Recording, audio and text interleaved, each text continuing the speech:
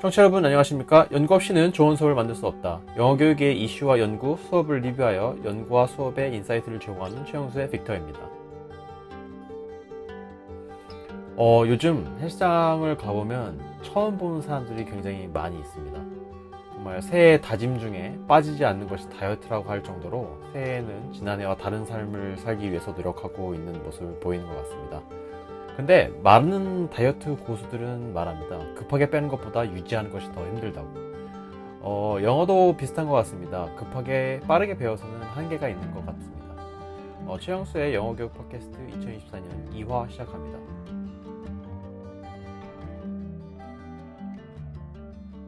오늘도 덩컨과 에마 나와 있습니다. 인사 한번 해주시죠. 네, 안녕하세요. 덩컨입니다. 반갑습니다. 안녕하세요, 엠마입니다. 네, 어떻게 지내셨습니까? 덩컨 아직 미국 춥지 않아요? 덕분에 아주 잘 지냈고요. 그러니까 제가 미국에 대해서 잘 아는 게 없어서 날씨가 무슨 말씀이신지. 네, 뭐 여기가 그러니까 저도 겨울을 한국에서 지내고 여기서 지내는데 저희가 혹한의 지역에서 지내는 건 또 아니어서 제가 어떤 말씀인지 알겠죠. 그냥 사계절이 있는데 네. 겨울이 좀 강한 동부. 중부로 왔는데 중부는 첫 겨울인데 뭐 특징은 잘 모르겠어요. 근데 인접 도시가 별명이 시카고가 윈디시티예요. 바람이 많이 부는 동네라는 맞아요. 뜻인데 네. 여기 거주민들 내지는 지인들이랑 얘기를 했을 때 거기보다 여기가 더 바람의 질이나 혹독함이 더 안 좋다라는 그런 얘기를 들은 적이 있어요. 그래서 그래요? 네. 근데 왜 그런가 했더니 이제 평야이고 어떤 도시풍 이런 게 없다 보니까 정말 자연적인 바람의 어떤 그런 강세의 영향을 되게 많이 받는다라는 거예요. 그래서 되게 재미있는 게 펜실베니아에서 지낼 때는 자동차를 가지고 있으면 1년에 한 번씩 정기 검사를 배출가스 검사랑 그다음에 네. 뭐 안전 검사 이 두 개가 의무인데 여기는 안전검사랑 배출가스 검사가 의무가 아니에요. 그냥 알아서 관리를 하는 거예요. 차 소유주가. 근데 뭐 그래서 찾아봤어요. 1년에 돈이 절약이 많이 되니까 한 70불, 80불이 절약이 되니까 그래요? 우리나라 돈은 10만 원이죠. 근데 그걸 의무로 안 내도 네. 되니까. 근데 여긴 대신에 등록비가 펜실베니아보다 비싸더라고요. 그래서 등록비가 2배, 3배 되니까 결국은 그 돈이거나 돈이 더 드는 건데.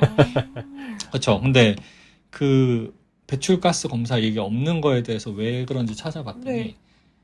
아마도 공기가 좋아서일 거야라는 그런 그 레딧이나 이런 거 있는 거예요. 아직 걱정을 할 단계가 아닌가 봐요. 근데 이제 공기가 좋은 거랑 이 지역이랑 무슨 상관이지 했는데 이 바람이 부니까 아무리 매연이 나와도 네. 여기에 있는 매연이 다른 지역으로 가지 않을까라는 이동을 하니까, 시켜주는구나. 아마 그렇지 않을까라는 생각이 들어요. 왜냐면 제가 그냥 운전하고 다니거나 이렇게 차의 표면을 봤을 때는 먼지 쌓이는 걸 봤을 때 먼지가 없는 동네가 아니거든요. 그래서 네.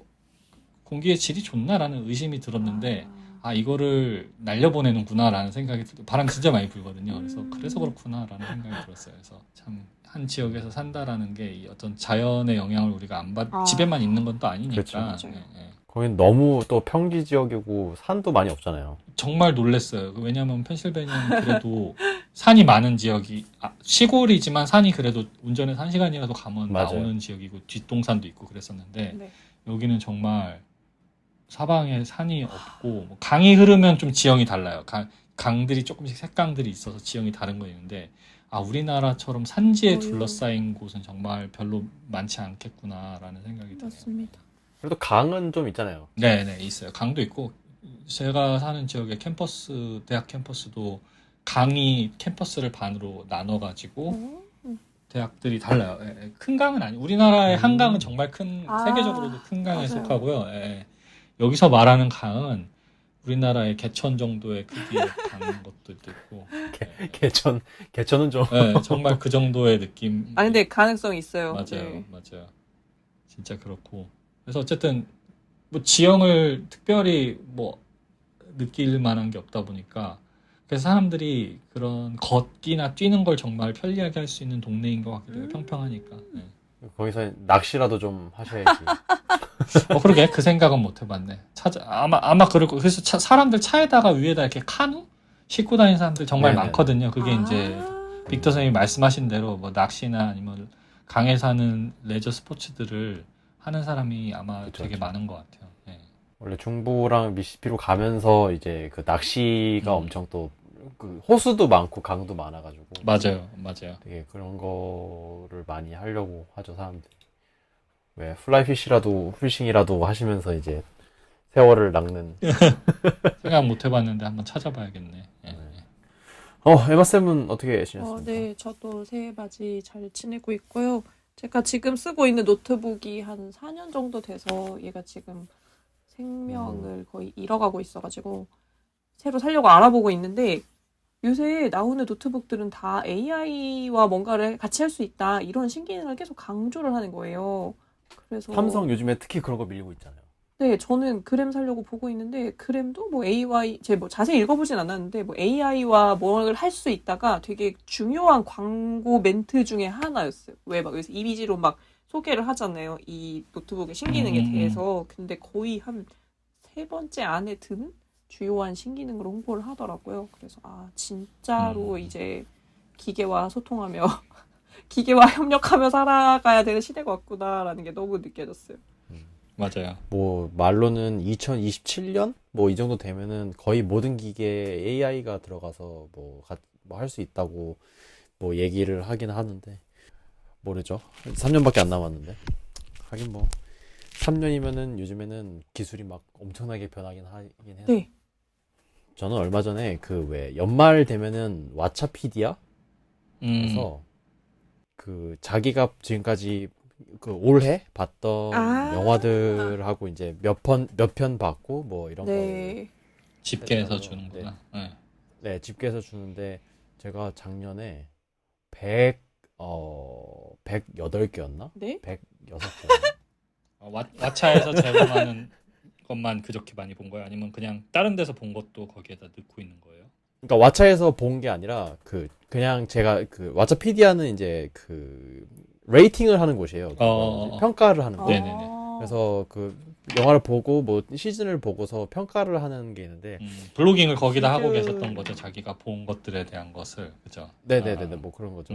그래서 뭐 IMDb랑 거의 비슷한 느낌이라고 보시면 돼요. 그래서 하는데 영화는 한 100 몇 개를 봤고 그래서 그리고 시즌은 한 20시즌 정도 본 것 같더라고요. 와, 평론가 되시겠는데? 야. 제가 지금까지 왓챠피디아에서 평가한 영화가 2,000개가 넘어요. 네? 그래. 빅데이터 구축에 또 네, 일조하셨네요. 그러니까. 네, 많이 일조했죠. 그리고 선생님만의 빅데이터가 또 구축됐을 것 같은데요. 그 정도는. 그러니까. 그렇죠. 네. 빅터 쌤만의 데이터. 그래도 일주일에 못해도 2개씩은 보니까 100개가 찍혔겠죠? 그쵸. 그쵸. 왜냐면 1년이 50주니까. 네. 돼야 되나. 근데 이게 올해는 좀 적게 본 편이에요. 그렇구나. 많다. 줄어서 이 정도인가요? 그래서 네, 줄어서 이번에 정말 놀랍습니다. 그래도 많이 보긴 보는구나. 그래서 사람들이 왜 넷플릭스나 뭐 이런 거 되게 돈 내기 아깝다고 하잖아요. 저는 생각보다 많이 안 아까워요. 그러니까. 제가 보는 양 자체가 많으니까. 굉장히 많아가지고. 와, 이거 나노쌤 하면은 정말 놀라운 가격에 보고 계신데요, 한 편을. 그렇죠. 네. 근데 저는 또 극장도 많이 가는 편이라서 그래요? 극장을 못해도 한 달에 한 2-3번은 가니까 그 시즌별로는 꽤 가니까. 이런 사람들한테 뭔가 표창해야 돼. 우리나라 문화 산업을 진흥하는 가장 풀뿌리인데 만드는 사람뿐만이 아니라 영화 정도는 뭐 그렇게 막 안 비싼 축에 속하니까 요즘 연극 한번 보려고 그러면은 엄청 비싸죠. 500만 원은 그냥 깨지니까 맞아요. 전공을 잘못 선택한 것 같아요. 어쨌든 연구회는 늘 하는 거 아니겠습니까? 이제 시작해볼까요? 네. 네. 지난 최영수의 팟캐스트에서는 케이트와 알락, 이제 원래는 이제 미소까지 하려고 했는데 이제 시간 관계상 이제 케이트와 알락 먼저 나온 연구들에 대해서 한번 쭉 봐봤습니다. 오늘은 이제 미소와 이제 앞으로 2024년에 어떤 연구들이 나올지 그리고 어떤 연구들이 나왔으면 좋을 것 같은지 예상을 해보고 이제 바람을 얘기해보는 시간을 한번 가져보도록 하겠습니다. 먼저 미소 2023년 하반기에 대해서 얘기를 해보겠습니다. 미소 같은 경우에는 저번에 이제 덩컨 쌤이 한번 리뷰를 해주셨는데 좀 특이하게 그 권은 나와 있는데 호수를 나누지 않았어요. 음. 그래서 지금 사이트 모르겠어요. 그 지금 페이퍼 퍼블리시 같은 경우에는 어떤 식으로 제가 회원이 아니라 가지고 어떤 식으로 나왔는지는 모르겠는데 그 사이트 웹사이트 기준으로는 지금 0호로 그러니까 24권에 0호로 나와 있어서 전체가 모두 묶여 있어서 그 저번에 상반기에 나왔던 연구를 제외하고 하반기에 나왔던 연구만 15개가 나와 있습니다. 그래서 뭐 생각보다 적지는 않은 것 같아요. 15개면. 맞아요. 그래서 15개로 이제 국문 논문이 5개. 여기는 국문 논문이 있더라고요. 그래서 케이트랑 안락은 없었죠? 있어요. 있는데 적었던 것 같아요. 있어요. 아, 케이트도 있긴 있었어요? 있습니다. 네. 국문 논문 주제가 신기했는데 고등학교 선생님들이 학생들한테 성적을 주잖아요. 그때 세부 특기사항, 교과 세부 특기사항 기재하는데 이거를 어떻게 좀 내시라 할까 하는 게 국문 논문이었습니다. 이거 되게 미소스러운 주제인 것 같은 그쵸. 느낌이 드는데. 그렇죠. 제가 이거를 영어 제목을 보고는 도저히 이게 무슨 말인지 이해가 안 돼서 원문을 네. 보려고 PDF를 열었는데 한국어를 보고 비로소 이해를 했어요. 아, 이게 교과 세특 얘기구나. 그러니까 와 이거는 진짜 한국 맥락화된 네. 그 네네. 지식 내지는 그 익숙함 없으면 모를 것 같아요. 그 영어에도 English Records라고 써 있거든요. 그래서 레코드가 뭐야? 이렇게 한참 의문을 가지다가 한국어를 보고 비로소 이해를 할 수 있었습니다. 여튼 케이트에도 한국 논문 실리긴 합니다. 그렇군요. 안락도 있었어요? 정확하게 기억은 안 나는데, 그러니까 지금 그러니까 내용을 얘기하기보다는 경향성을 얘기하는 게 요즘 학술지들이 그 인덱스나 사이테이션을 다 영어로 돌리는 경향이 있어요. 그러니까 실제 논문을 네, 맞아요. 100% 영어로 다 맞아요. 받지 않는 경우가 있더라고 할지라도 일단 표기는 다 영어로 하는 그쵸. 경향이 있어요. 그래서 우리가 보기에는 다 100% 영어인 것 같지만 적게는 한국어 교육 논문, 한국어로 쓰여진 논문들이 있고 그 다음에 그거를 우리가 어디서 찾을 때는 영어로 찾아야 되는 조금 이게 아니 국제화 지수 때문에 그런 것 같고 죄송해요. 제가 기억은 안 나는데 그러니까 재밌는 현상 중에 하나 그래서 애초에 논문을 영어로 쓰던가 아니면은 뭐 본문을 다 한국어로 쓴 다음에 이제 네. 인용할 부분들은 내지는 저자 정보를 다 영어로 맞아요. 넣는다 이렇게 지금 네. 대부분 가고 있고요. 그다음에 아까 뭐 교과 세특이 KT에 있었다면은 여기 한국어 교육 관련된 논문이 한 편 있다고 그랬잖아요. 네네네. 이거 이제 담화 분석이거든요. 한국어 교육에 대해서 신문 기사들이 어떻게 한국어 교육에 대해서 묘사하고 있는가 이런 논문인데 이게 사실 한국어 교육을 영어로 설명을 하는 게 뭐 쉬워 보일 수도 있는데 그 되게 맥락화돼 있잖아요. 특히 한국 사회라든지 뭐 한국어 교사 자격증을 따면 어떤 뭐 혜택이 있을 거라고 광고된다든지 이런 것들을 영어로 쓰니까 이게 좀 잘 알아듣기 힘든 그냥 얼핏 봐서는 맞아요. 그런 현상들이 네네. 좀 있는 것 네, 같아요. 네. 그래서 뭐 아예 뭐 태스크라든지 이런 식으로 논문들은 그 이론적 기반이나 아니면은 어휘가 아니라 그런 용어들 자체가 그냥 영어권 화자들도 쉽게 캐치를 할 수 있는 것들인데 그렇지 않은 어려운 것들도 지금 다 영어로 표현돼서 한국 학술지에 좀 드러나게 실리고 있다. 그래서 좀 유심히 보지 않으면은 뭐야라는 생각이 들 정도로 그 어려운 논문들이 이제 늘고 있다라는 게 좀 특징인 것 같아요. 그래서 어떤 논문이 한국어로 쓰였냐보다는 한국어로 쓰인 논문마저도 영어로 인덱싱이 되고 있다라는 거가 지금 뭐 어쨌든 표준화되고 있다라는 게 어쨌든 발견점인 것 같아요. 그 미소도 그 영어 논문은 아예 한국어 제목이 없어요. 그래요? 그리고 그치, 국문 초록도 안 받겠지. 네, 한국어 제목이 없고 이 한글 논문은 국문 그 논문은 애스트랙하고 제목은 영어로 적혀 있는데 그 밑에 한국어 이름이 적혀 있어요. 한글 그 제목이 적혀 있어서 한글 제목이 적혀 있으면 한글 논문이고 그다음에 영어만 있으면 그냥 영어 논문이라고 돼 있더라고요. 맞아요. 저도 처음에는 다 영어 논문이길래 뭐지? 하고서 근데 이제 제목이 밑에 한글이 있는 경우도 있어가지고 들어가 보니까 그거는 다 한글 본문이 한글인 거죠. 근데 이제 앱스트랙은 아예 영어더라고요. 영어만 있어요. 맞아요. 지금 다 그런 것 같아요. 그래서 어쨌든 뭐 국문 논문은 그 미소 같은 경우에는 5개, 영어 논문은 10개 이렇게 15개 총 나왔습니다.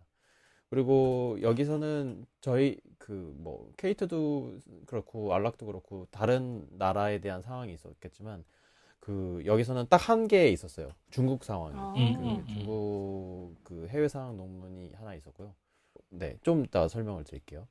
그래서 대상으로 먼저 보면은 사람이 아닌 이제 뭐 텍스트라든지 뭐 논문이라든지 그런 그 어떤 담화 분석이라든지 그런 단계가 이제 6개 정도 있었고요. 그다음에 대학생이 7개, 중학생이 1개, 그다음에 예비 초등 영어 교사가 1개 있었습니다. 그리고 뭐 주제별로 보면은 뭐 미소는 항상 그렇지만 이제 교수법에 관련된 게 이제 5개 정도 있었고요. 그리고 피드백 분석이라든지 그런 게 2개, 그다음에 액티비티 분석이 1개, 그다음에 학생 설문이 1개.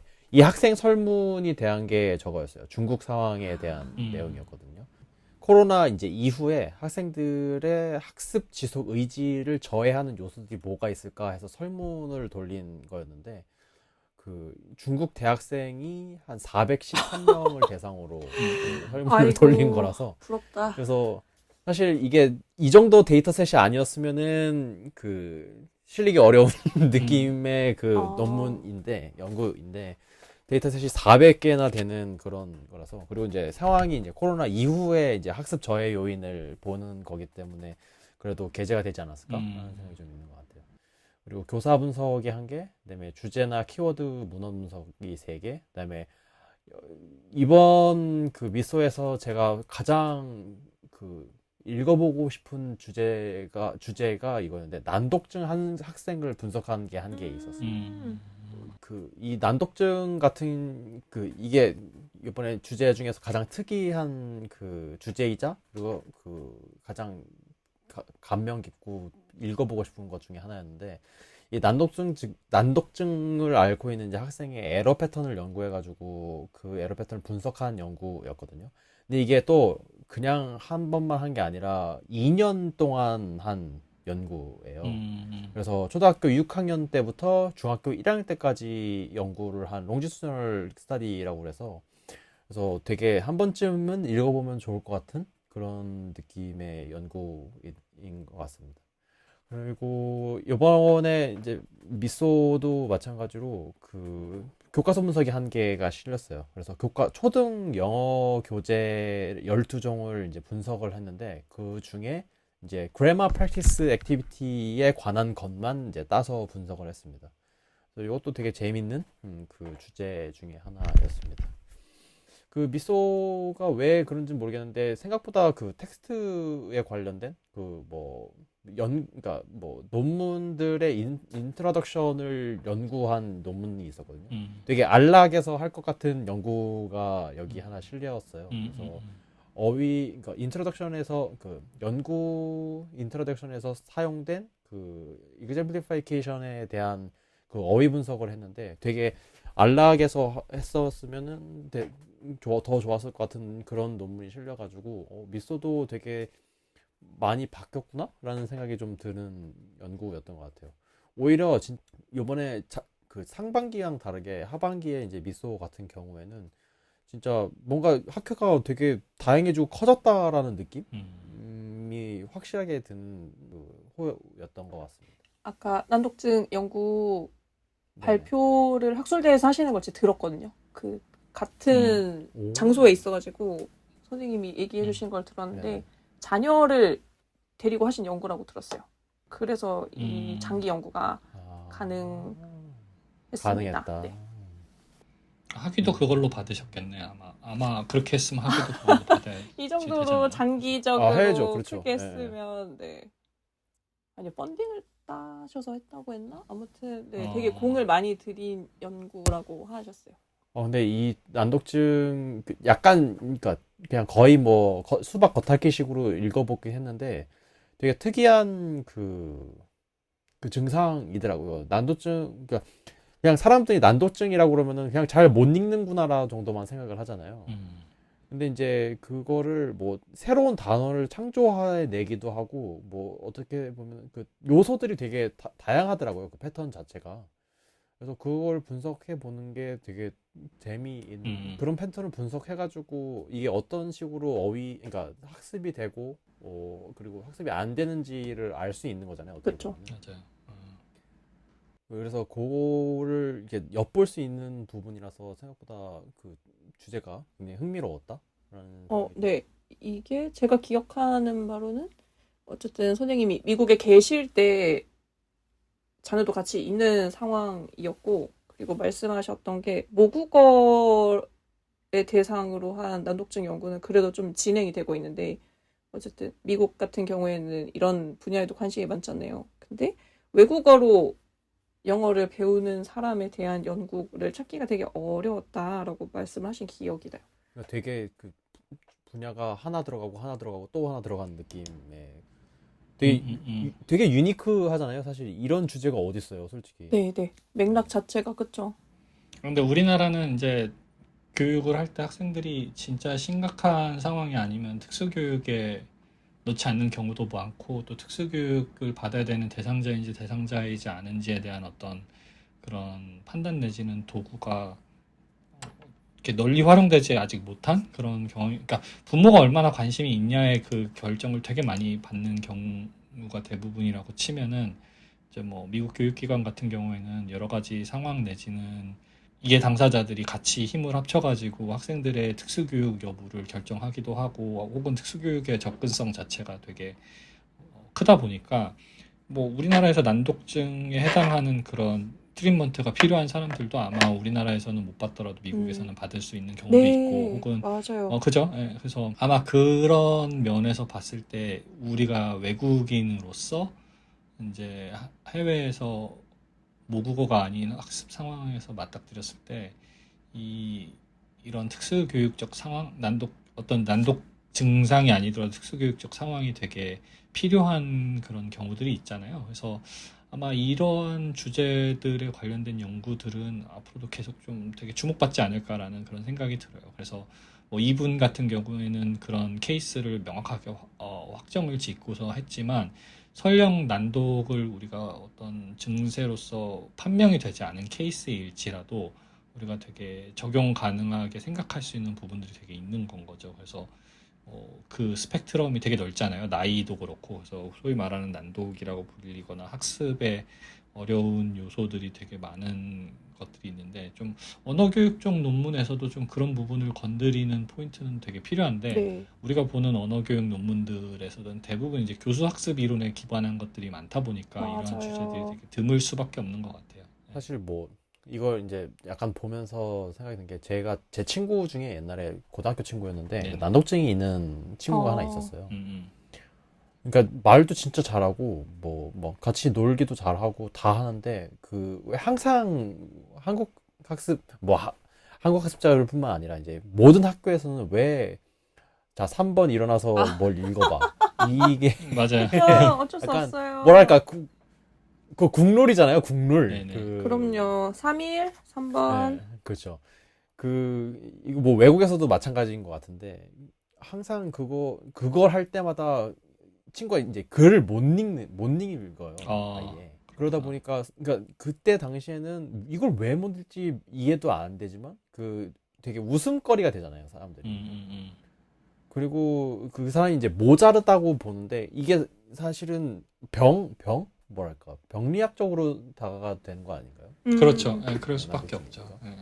그래서 이게 그러니까 이게 치료를 받아야 되는 그런 느낌인데 너무 그냥 웃어 넘기고 언젠간 없어지는 그런 것처럼 그 취급을 받는 것 같아서 오히려 이런 연구들이 좀 더 나오면서 인식이 좀 개선이 되는 것도 나쁘지 않을 것 같다는 생각이 드는 것 같아요. 그리고 미소에서 진짜 미소가 미소했다라고 생각하는 연구가 하나 있었는데 뭘까요? 혹시 서제스토피아라고 아세요?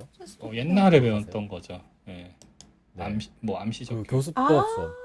네, 교수법 수업했을 때 서제스토피아라고 되게 약간 스쳐 지나가듯이 한 파트 그에 있는 되게 옛날 거 아니에요? 네. 네, 되게 옛날 건데 그거를 한 연구가 있었어요. 그래서 음악을 틀어놓고서 교실 분위기를 굉장히 릴렉싱하게 만들어 놓고 학생들의 불안이 얼마나 줄어드는지에 대한 그게 효과적이지 않은가에 대한 연구가 하나 있어서 이건 진짜 연구가 미소가 미소했다. 약간 그런 느낌이 있는데 세팅 자체가 근데 아쉽게도 대학생이어가지고 원래 대부분 중고등학교로 많이 하잖아요. 대학생들한테 음악을 틀어준다고요? 그러니까 오히려 초등학교나 그러니까 서제스토피아가 문제가 뭐냐면 약간 그런 게 있었어요. 그 교실을 되게 막 쇼파도 놓고 막 아, 네, 뭔지 기억나요. 그 이제 막 음악을 막 네. 클래식 음악 같은 걸 막 틀어주면서 막 아주 릴렉싱하게 선생님도 막 네. 나긋나긋하게 하고 막 코지하게 하고 하면서 하는 그런 그 어떻게 보면 교수법이지만 교수법이 아니라 그 학습 세팅을 좀 바꿔주는 그런 느낌의 그 교수법이었는데 그거를 이제 대학생들한테 해가지고 이걸 또 포커스 그룹 인터뷰를 했더라고요. 그래가지고 야 이거를 한 대학생들 참 대단하기도 하고 그리고 정말 미소가 미소다운 그런 연구를 했다라는 그런 게 하나가 있었습니다. 그래서 이것도 되게 그 재밌는 것 중에 하나였던 것 같아요. 네. 그러니까 좀 약간 이 사람이 관심을 가질 법한 그런 주제가 왜 그런지 우리가 공감할 수 있는 거잖아요. 어떤 교육 환경을 네. 가장 최적화시켜서 긴장도나 아니면 어떤 불편감을 낮췄을 때 그런 언어학습 효과가 좋지 않을까라는 그런 탐구가 아마 원인이었던 것 같고 특히 이제 이분 같은 제목으로 봤을 때 영어학습 불안감에 대한 어떤 그런 경감 효과를 좀 봤던 것 같은데 결과랑 뭐 이런 것들도 되게 궁금하네요. 어쨌든 지적 논문이니까 되게 풍부하게 묘사가 돼 있을 거라고 예상은 되는데 전형적인 교실이 아닌 거라는 논문이기 때문에 좀 재미있게 흥미롭게 볼 수 있지 않을까라는 생각도 듭니다. 네. 뭐 미소도 뭐 많은 논문들이 있었지만 그 조금 뭔가 이번 논문들을 보면서 되게 뭔가 미소 같지 않은 하면서 미소인가라는 생각이 들게 하는 느낌이 좀 들어가지고 네 뭔가 내년에는 좀 바뀔까? 뭔가 좀 커지나? 약간 그런 느낌을 주는 그 호였던 것 같아요. 2024년 하반기였던 것 같습니다. 이제 넘어갈까요? 네. 네. 이제는 저희가 새 학술지를 분석을 한 걸 가지고 그러니까 이제 2024년 벌써 이제 2024년이죠. 2024년에는 어떤 연구들이 나올지 한번 생각을 해 보도록 하겠습니다. 이거를 이제 저희가 하기 전에는 사실 코로나가 끝나고 막 그랬기 때문에 그렇게 크게 뭔가를 바뀔 것 같지 않았는데 케이트도 그렇고 안락도 그렇고 미소도 그렇고 약간씩의 변화가 다 있었던 것 같아요. 저번 상반기에 비해서. 그렇지 않나요? 그렇죠. 주제들이 좀 더, 그러니까 해 연말이 가까워질수록 좀 폭이 넓어지는 건 당연히 그럴 수밖에 없는 것 같고요. 네네. 근데 연초에서 연말로의 변화라기보다는 그냥 1년 자체를 이렇게 딱 다 모아놓고 예를 들면 한 학술지가 1년에 30편 내외의 논문을 이제 1년 동안 내게 되는데 그것들을 이렇게 전체적으로 살펴보면은 그냥 세 개의 학술지를 중심으로 봤을 때 되게 한 학술지가 이 학술지에서만 다루는 주제가 정해져 있어라는 그런 결론에 이르기는 되게 어려울 정도로 여러 가지 주제들이 모든 학술지에 되게 포함이 되어 있다. 그렇지만 뭐 그 중에도 그래도 대세에 해당하는 그런 주제들은 분명히 있고 또 성장세가 있는 주제들도 분명히 있고 그건 우리가 발견할 수 있다라는 건 있는 것 같아요. 근데 그게 학술지의 색깔로 보기엔 좀 어려워지는 경향은 있는 것 같아요. 우리가 얘기했던 것처럼 뭐 미소에만 있는 논문이 반드시 미소에만 있고 다른 데는 없을 가능성이 높은가라고 우리가 질문해 봤을 때 그렇게는 좀 어려운 것 같아요. 이런 얘기를 하면 안 되지만 뭐 케이트나 알락 같은 경우에는 조금 더 고도화된 연구들이 있는 것 같긴 하거든요. 그러니까 특히 케이트는 조금 더 그러니까 한 발자국 더 들어가려고 하는 그러니까 뭔가 요소들에서 뭐 아까 에마 쌤이 얘기했듯이 그냥 라이팅 하나만 보는 건 아니고 리딩하고 라이팅을 같이 본다든지 아니면 인테그레이션을 본다든지 아니면은 거기서 뭔가 알락도 그 어떤 담화 분석이나 아니면은 그 패턴 분석을 하면서 그거를 사용하기 위해서 AI나 뭐 이런 그거를 이제 하려고 하는데 미소 같은 경우에는 아직은 조금 단편적인 게 좀 있는 것 같아요. 물론 이제 저희가 이제 2, 3년 이걸 분석을 하면서 되게 많이 좋아지고 굉장히 많이 고도화된 거는 느껴지거든요. 그러나 이제 아직 케이트나 알락에 비해서는 그 문턱이 그렇게 높진 않다. 라는 생각이 좀 많이 들고요.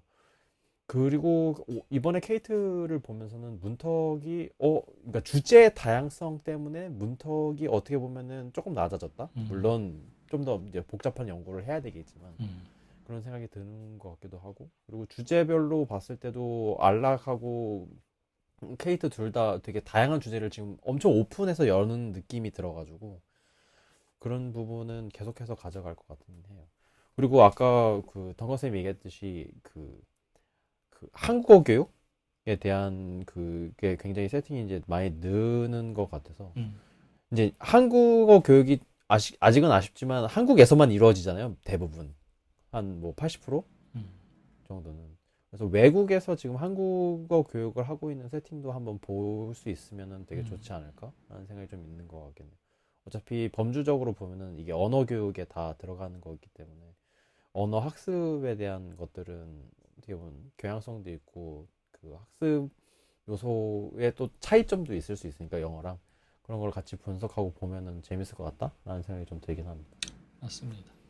뭐 한국어 교육은 잠깐 얘기를 하자면 뭐 외국어로서 한국어 교육은 되게 요즘 참 예전에 다른 그 방송에서 잠깐 우리가 얘기했듯이 주목받고 늘고 있는 추세인 거는 확실히 있는데, 이제 네. 언어 교육 내지는 응용 언어 학회에서 한국어 교육이 이 연구 대상이 되어서 이렇게 투고가 이렇게 나온 논문들은 방금 말한 것처럼 우리가 말한 것처럼 이렇게 다수는 아니다. 그래서 뭐 한국에서도 마찬가지지만 한국어 교육이나 한국어 학에 관련된 학술지에서 주로 다루고 있고, 뭐 해외 같은 경우도 뭐 북미 한국어 교육 학회 뭐 이런 식으로 그 안에서들은 되게 활발히 이루어지는데, 이제 응용 언어학이나 이제 언어 교육 학회는 한국어 교육이 아직 많이 유입되지는 현재는, 그러니까 대세는 아니지만 근데 반대로 보자면은 뭐 넘어오는 그런 횡단적인 그런 주제나 아니면 그런 것들이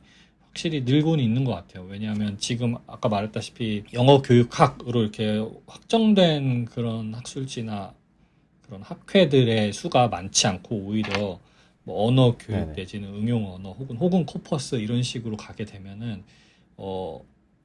대상 언어 자체가 영어가 아닌 것들이 당연히 포함될 수밖에 없거나, 혹은 영어가 모국어가 아닌 학습자들이 당연히 포함될 수밖에 없기 때문에 그게 아마 이런 분위기가 해외 학회나 학술지에 해당하는 그런 영향들이, 그러니까 그들이 받고 있는 영향들이 이 한국 학회에도 똑같이 받게 되지 않을까라는 생각은 확실히 들어요. 그래서 지금 한국에 있는 주요 논문들, 소위 말하는 이제 아까 말한 문턱이 높거나 혹은 좀 더 고도화된 논문을 선호하는 그런 학술지들이 그런 영향을 가장 빨리 받을 것이고, 반대로 이제 현직 교사들의 어떤 현장 연구들 내지는 문턱을 조금 더 낮춰서 현장 연구들이 투고가 되는 그런 학술지들은 좀 더 의외로 보수적으로 교실에서의 영어 학습이나 한국 학습자들의 영어 학습에 관련된 논문들이 대세를 이루는 경향이 좀 더 길어지지 않을까. 그래서 우리가 소위 말하는 이제 뭐 A급 학술지에 해당하는 한국 내에서도 여러 현직 교수나 아니면은 뭐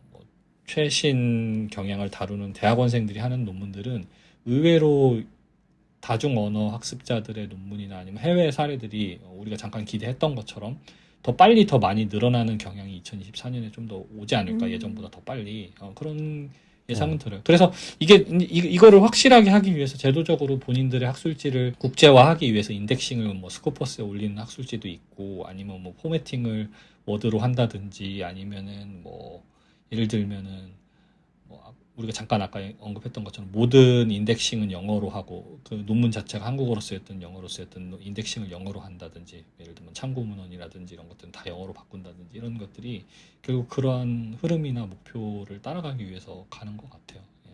예. 연구 주제랑 무관할 수는 없는 것 같아요, 그것들이. 그렇죠. 근데 요즘 또 해외 나가보면은 진짜 한국 그 K 컨텐츠 때문에 그런지 진짜 위상이 좀 달라지긴 했어요. 맞아요. 한국에 들어오는 외국인 학생들이랑 얘기해봐도 지금 진짜로 K 컨텐츠 때문에 한국에 온다고? 한국에 교환학생을 온다고? 한국에 4달 동안 살러 온다고? 이런 생각을 들게 하는 것 같아요. 옛날에 되게 웃겼잖아요. 저희 네. 그 졸업하신 분 지금 어디서 벌써 박사 받고서 교수 된 분인데 그분이 중국 분이셨는데 동방신기에 누구를 좋아해서 그 나라 가가지고 공부하고 싶어서 석사하러 왔다고. 빅터 선생님이랑 지도 교수 같은 분이잖아요, 그분이. 그래서 네네네, 맞아요. 네. 그래서 하여튼 그게 웃긴 이야기라고 생각이 들거나 되게 특이한 이야기, 웃기다고 얘기하면 안 되는데 저게 대중적일 순 없지라고 우리가 생각을 했었는데 지금은 그렇게 얘기하면 아무도 그렇게 웃으면서 얘기할 수는 없는 것 같아요. 이 나라가 네. 좋아서 공부하러 온다라는 것 자체가, 문화적으로 좋아서 공부하러 온다는 것 자체가 지금은 완전한 이유와 납득이 되는 이유가 되는 건 거죠. 근데 그 당시만 하더라도 2010년대 초반이니까 그렇죠. 그 연예인이 좋아서 여기서 석사를 하러 온다고? 그게 말이 돼? 라는 생각도 솔직히 할 수밖에 없잖아요. 그죠? 맞아요. 네, 맞아요. 뭐 사실 뭐 지금도 그럴 수 있지 음. 정도인 것 같아요. 근데 지금은 진짜 확실히 N수가 늘어서 그럴 수도 있구나까지는 온 것 같아요. 맞아요, 맞아요. 그게 왜 우리가 이게 웃기는 얘기라고 할 수 없는 게 지금 뭐 예를 들면 해외에서 대학에서 한국어 교육 과정이나 한국어를 크레딧으로 듣잖아요. 뭐 전공이 있으면 전공을 이수하는 학생들도 있고 이 사람들은 자기 돈 내고 혹은 대학의 전공을 한국어를 한다라는 것 자체가 물론 한국어로 넘어가진 않았지만 한다는 것 자체가 되게 심각하게 하는 거잖아요. 시리어스하게 하는 진지한 거잖아요. 거죠. 그러니까 이게 진지한 건데 그 인원이 지금 폭발적이라기보다는 증가하는 뭐 어느 통계에서 보면은 지난 한 3년간 미국 내에서 학습하는 외국어들의 어떤 그런 재정적이거나 행정적인 숫자가 실제적으로 줄었는데 유일하게 늘어난 언어가 한국어라는 그런 보고가 있어요. 그래서 실제로 한국어 학습자, 그래요? 네네네, 뭐 교수자라든지 학습자 자체가 미국 대학 교육기관에서 유일하게 늘어난 언어라고 볼 수 있다고 하는 그 2021년도 발표인가 그렇거든요. 또 어디서 봤는데 이게 이렇다라는 거 한국어로 유입하는 학생들도 아마 유의미하게 심각하게 네, 온다라는 거죠. 관광 삼아서 그냥 인사 한두 마디 배우러 오는 시절의 그런 상황은 아니니까 이게 결국은 연구로 보자면은 응용 언어학적으로 보자면은 이제 한국어가 어떤 학습되는 상황 내지는 주제가 이제 반드시 연구가 될 수밖에 없는 건 거죠, 해외. 근데 이제 이게 우리나라의 영어 학습에 관련된 학술지에는 들어오거나 목격되기는 좀 어려울 수밖에 없죠. 그래서 좀 더 폭이 그렇죠. 넓은 주제인 언어 학습이나 아니면 교육학 관련된 논문들이나 아니면 교육 심리에 관련된 논문들에서 좀 더 볼 수 있을 텐데 이제 영어 교육 학회지에서는 아직은 좀 더 드물 수밖에 없지 않나라는 생각이 드네요. 그리고 이제 또 케이트 알락 뭐 미소 다 들어봐서 AI 쪽이나 아니면 이제 테크놀로지 기반 그것들이 정말 눈에 띄게 코로나부터 시작해가지고 계속 늘어나고 있잖아요. 케이트가 잠깐 주춤했다가 한 작년부터 계속 그런 주제로 한두 개씩은 나오는 걸 보면서 진짜 이제 진짜 한번 K몰 특집을 해가지고 그쪽으로 또 한번 하든지 해봐야 될 것 같은 느낌이 네. 들기도 하는 것 같습니다. 그래서 이제는 진짜로 피할 수 없다. 어떻게든 학생들과 지금 뭐 대학에서도 뭐 챗GPT 사용해서 과제하는 거 뭐 이런 거 막기 힘들어서 지금 되게 골머리 쌓이고 있잖아요. 그렇기 때문에 그런 것들을 이제 사실은 잘 활용하면 좋지만 잘못 활용해서 문제가 되는 건데 잘 활용하는 방법을 이제 계속해서 연구를 하는 느낌을 가지면 좋겠다라는 생각이 좀 드는 것 같습니다. 그리고 케이트 논문 보다가 하나 예비교사 대상으로 한 연구에서 이게 좀 더 앞으로 나올 수도 있겠다 생각한 게 어쨌든 지금 2022 개정 교육과정이 곧 실행이 될 예정이잖아요. 그래서 여기서 강조하는 것 중에 하나가 뭐 창의적 사고나 지식 정보 처리 역량 이런 거를 길러주는 건데 이거를 학생들한테 길러주려면 교사도 그 역량을 갖춰야 되고 그리고 교원 양성 단계에서도 그쵸. 이거를 길러줄 필요가 있잖아요. 그래서 맞아요. 이번에 케이트에서 나온 것도 그거였거든요. 창의적 역량을 예비교사들한테 길러주는 거. 그래서 이런 개정 교육 과정에서 강조하는 역량들을 학생들은 물론이고 현직 교사나 예비교사들한테 또 어떻게 길러줄지 이 고민도 많이 필요한 것 같아요. 맞아요. 지금 선생님이신 분들이 되게 고민을 하시는 것 중에 하나가 그런 뭐 AI 기반을 어떻게 사용을 해야 네. 되는지 뭐 아니면은 테크놀로지 기반 뭐 사용하시는 분도 있겠지만 어떻게 이제 앞으로 더 해야 되는지 그런 것도 고민을 네. 하시고 뭐 에마 쌤은 이제 잘 아시겠지만 이제 융합 네. 교육도 되게 고민을 많이 맞아요. 하시잖아요. 음. 근데 오히려 그 에마 쌤이 얘기하신 것처럼 지금 예비 교사들은 더 골머리를 썩히는 게 이제는 자기들을 쓰지만 이걸 또 익숙하지만 또 자기들도 써보고 그걸 이제 학습에 이제 적용을 시켜야 되는 거잖아요. 그쵸. 이게 되게 좀 약간 과도기스러워서 학생들을 보면 약간 안타깝다는 생각이 들기도 하는 게 어쨌든 사람이 자기가 중고등학교 때 배운 대로 나중에 교사가 되면 중고등학교 학생들을 가르칠 가능성이 굉장히 높잖아요. 근데 이 학생들은 중고등학교 때는 굉장히 전통적인 교수를 받았는데 대학에 와서는 갑자기 뭐 AI다, 챗GPT다, 뭐 에듀테크를 활용해야 된다 이런 얘기를 잔뜩 듣고 또 막상 현장에 나가서는 너네는 이제 젊은 사람들이니까 새로운 걸 가지고 뭘 좀 해봐라 새로운 거. 라는 푸시를 당연히 받을 텐데 이 사람들의 머릿속에는 이론은 있지만 실제로 이게 어떻게 어떻게 쓰는지를 굴러가는지를 몰라. 본 적이 없으니까 학생으로서 체감을 해본 적이 없으니까 되게 좀 난감해 할 것 같다는 생각이 많이 들더라고요. 그리고 이번에 수업 시연 할 때도 그런 난감함이 많이 느껴졌어요. 머리로는 이거 뭔가 새로운 걸 내가 도입해야 된다는 걸 알고 있지만 수업 시연에서라도 이런 테크놀로지를 활용을 하는 게 리스키하다 느끼더라고요. 맞아요. 이게 약간 왠지 도전을 해야 될 것 같지만 네.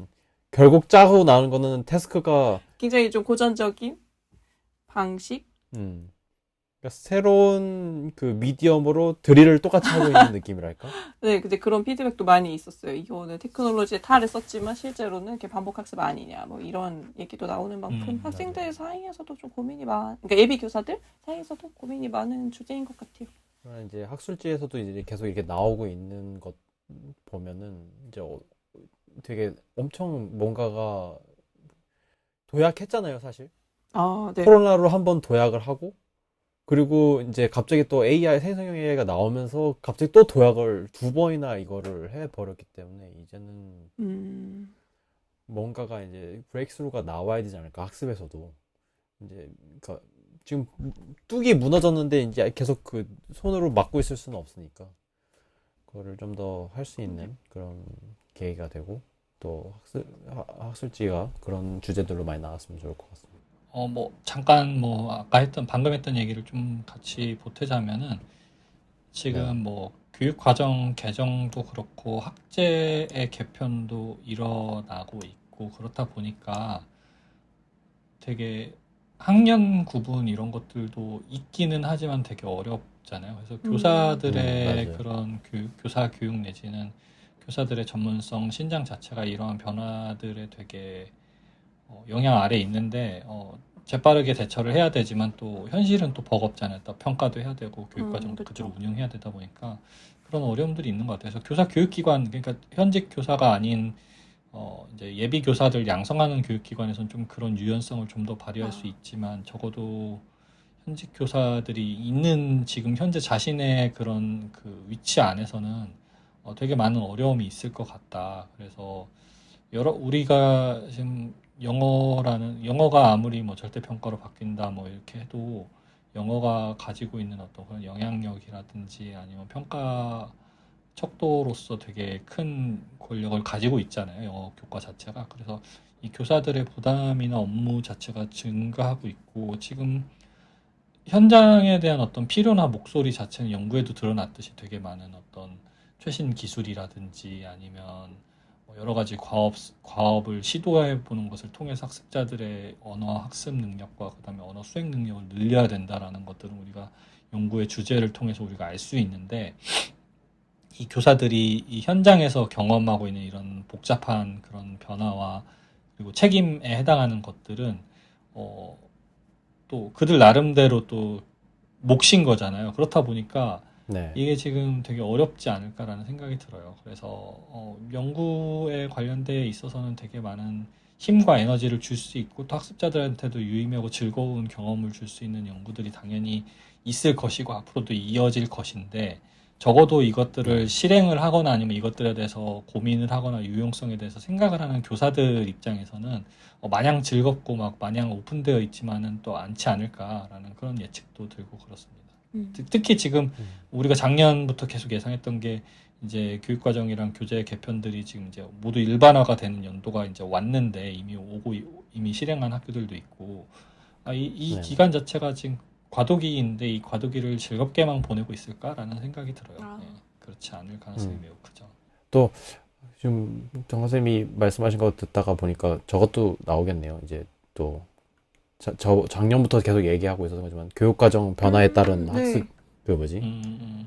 그런 그 학술지들의 그 연구들 네. 그런 음. 것들이 많이 나올 것 같긴 해서 빨리 나왔으면 좋겠어요. 음. 좀 보고 싶어요. 네. 개추가 주목됩니다. 너무 기다리기만 했어. 네. 네, 그렇습니다. 저희 여기까지 할까요? 네. 네. 네, 저희 이제 최영수의 팟캐스트 2화에서는 이제 마지막으로 미소까지 해서 이제 세 개의 학술지들의 이제 2024년 경향도 파악을 했고, 그다음에 주제, 그리고 이제 저희가 이제 보고 싶은 주제랑 예상도 한번 해 보았습니다. 연구들이 이제 조금 더 뭐 퀄리티적으로 그리고 다양한 분야에서 다양한 주제로 나왔으면 하는 바람이 좀 있는 것 같습니다. 저희 최영수의 팟캐스트 이제 3화에서는 2023년 하반기 연구 중에 한 개를 선정해서 이제 같이 읽어보는 시간을 한번 가지려고 합니다. 저희가 사실 뭐 요즘 비정기적으로 방송을 진행하기 때문에 아마도 한 2, 3주 정도는 소요가 되지 않을까라는 생각이 듭니다. 그래도 많은 관심을 부탁드리면서 여기까지 연구 없이는 좋은 수업을 만들 수 없다. 영어 교육의 이슈와 연구, 수업을 리뷰하여 연구와 수업의 인사이트를 제공하는 최영수의 빅터 엠마. 네, 덩컨이었습니다. 감사합니다. 감사합니다. 감사합니다. 다음에 뵙겠습니다.